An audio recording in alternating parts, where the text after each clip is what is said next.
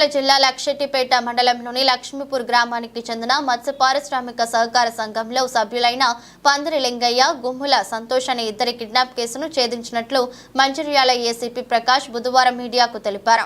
ఈ నెల 13న రాత్రి సమయంలో శాఖాపురం శంకరయ్య అనే వ్యక్తి, అతని అనుచరులు తన భర్తతో పాటు అతని స్నేహితుడిని కిడ్నాప్ చేశారని లింగయ్య భార్య సరోజ పోలీస్ స్టేషన్లో ఫిర్యాదు చేయగా SIP Satish CR number 180/2024 యుఎస్ఈసి 143 BNS case నమోదు చేసి దర్యాప్తు కొనసాగిస్తూ బుధవారం ఉదయం 10 గంటల సమయంలో నమ్మదగిన సమాచారం మేరకు కరీంనగర్ ఎక్స్ రోడ్ వద్ద నిందితులను అదుపులోకి తీసుకుని రిమాండ్కు తరలించారు. నిందితుల నుంచి ఎర్టిగా, రెనాల్డ్ డస్ట్లర్ కార్లు 4000 నగదు స్వాధీనం చేసుకున్నట్లు తెలిపారు. కేసును త్వరగా ఛేదించిన సిఐ అల్లం నరేందర్, ఎస్ఐపి సతీష్, పోలీస్ సిబ్బంది మురళి, అంజిబాబు, తిరుపతి, సునీల్లను ఏసీపీ ప్రకాష్ అభినందించారు.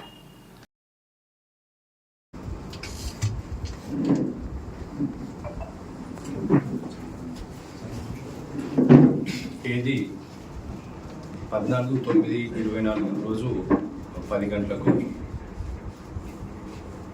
సరోజ, పందిరి Saroja, wife of Lingaiah police స్టేషన్కి వచ్చి ఒక దరఖాస్తు ఇవ్వడం జరిగింది.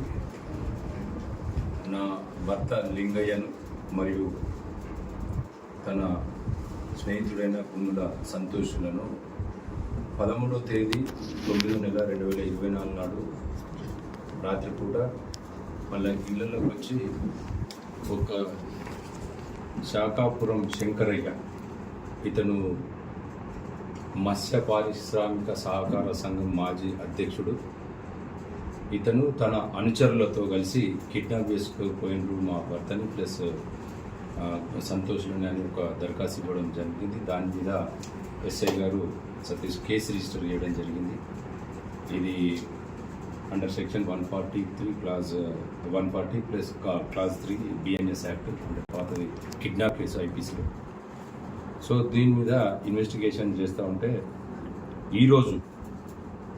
ఈరోజు దాదాపు 10 గంటలకు కరీంనగర్ చౌరస్తాలో మనకు అక్కడ కరీంనగర్ పోయే దారిలో వెహికల్ చెకింగ్ చేస్తూ ఉంటే ఇక్కడ సిఐ గారు నరేందర్ ప్లస్ సతీష్ వాళ్ళ సిబ్బంది పెట్టి ఈ ఒక అనుమానంగా ఒక వెహికల్ వచ్చింది. దాన్ని ఆపి చూస్తే దాంట్లో శంకరయ్య